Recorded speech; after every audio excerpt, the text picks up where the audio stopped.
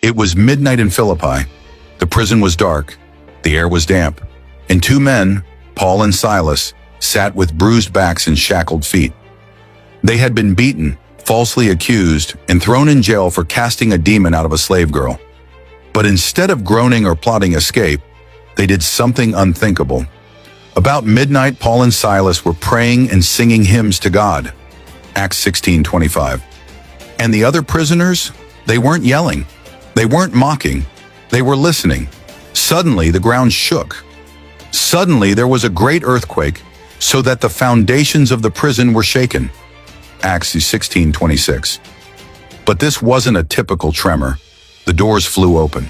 The chains on every prisoner fell off. No one ran. No one escaped. And yet freedom was everywhere. This was not chaos. This was divine precision. The Roman jailer awoke and saw the prison doors open.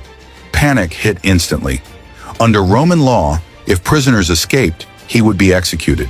So he drew his sword to end his own life. But then came a voice from the darkness. Do not harm yourself, for we are all here. Acts 16:28. The jailer froze. His world had just quaked physically and spiritually. He rushed in. He fell trembling before the men he had once locked up. And he asked the most important question anyone could ever ask. Sirs, what must I do to be saved? Acts 16:30. This isn't just about an earthquake. It's about the power of worship, the purpose of suffering, and the miracle of salvation. God didn't shake the prison to help Paul and Silas escape.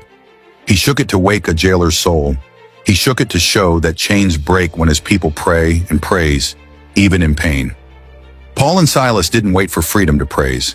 They praised in chains, and the chains broke. God's power doesn't always show up to deliver us from the trial. Sometimes it shows up to use the trial to save someone else. Your midnight praise could be the reason someone else sees the light. Lord, when I'm beaten down and locked in by life's trials, help me to praise you anyway.